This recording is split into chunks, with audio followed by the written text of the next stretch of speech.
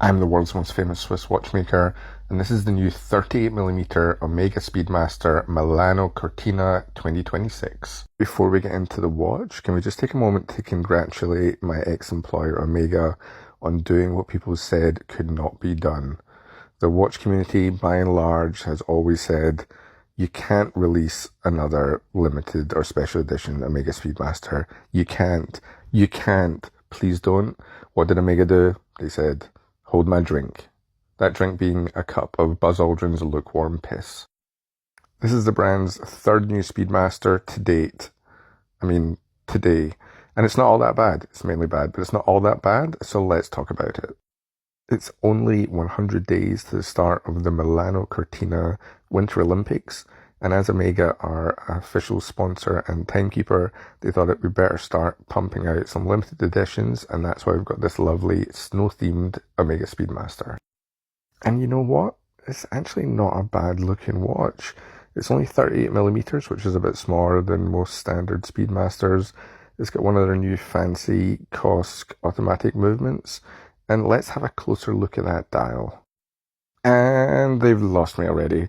Upon close inspection, the dial has on it what's called a frozen fingerprint design.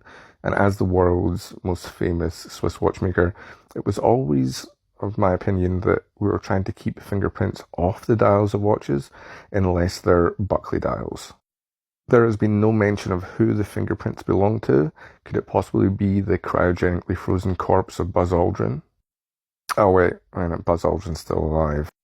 Set up a pitch meeting with Omega for 2028 for the first cryogenically frozen astronaut in space Omega Speedmaster Special Edition Buzz Aldrin Commemorative Edition watch. Now, Omega have made 38mm automatic Speedmasters before. They were called Speedy Reduced, and they were absolutely garbage. They used a modular movement where they would bolt on a chronograph mechanism onto an automatic movement. Do you know in Australia, bolt-ons are what they call fake boobs? What a charming country. This meant that the movement was pretty thick, and it also meant the chronograph pushers were on a different level to the crown, and it looked kind of weird, and it was just basically shit and enjoyable to work on. I do like the overall color scheme. I think it really works. I love that they've got the same bracelet design, the kind of tapered bracelet that they've got on the standard Speedmaster. It's one of the nicest bracelets on any watch just now, in my very humble opinion. I don't like that they put a dot over 90 bezel on it, which they're pumping out and putting it on everything now. Like, the original dot over 90 bezel was cool because it wasn't on all the watches. It was a rare thing. If you put it on every single watch, it's not fucking rare or special anymore. I also kind of like, but I'm ultimately suspicious of the date window and the date display. They've got the 26 the same as the 26 on the Winter Olympics logo, but is it just the 26 and the rest is some boring ass font, or have they matched it for all the dates? I get the feeling that they probably haven't matched it for all the dates, and that's just fucking lazy to me. Look at the crown and the pushers on the same level. How much better is that? Brilliant. There's the 26 on the case bag. Very kind of plain and boring case bag, but I don't hate it.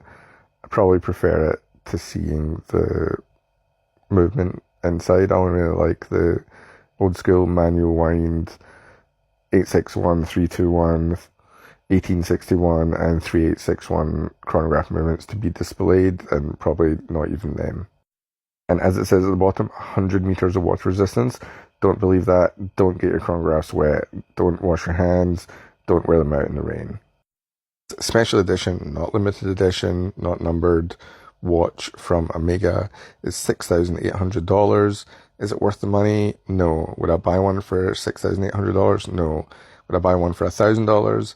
Also no. Would I wear one if someone gave it to me? Possibly. A huge thank you as always to all my wonderful subscribers, the MILFs and the non-MILFs.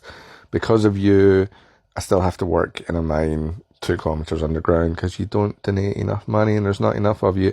But thank you anyway. I had someone in someone else's comment on another video say, am I really working in a gold mine? Yes, I'm really working in the gold mine. I need more subscribers, bigger patrons, donors, whatever.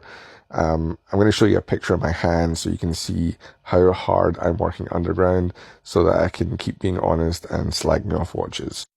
Look at my terrible, poor hands, calloused, covered in grease and dirt and grime. Used to be the delicate hands of the world's most famous Swiss watchmaker. Now the rugged, manly, sexy hands of the world's most famous underground gold miner. Anyway, enjoy.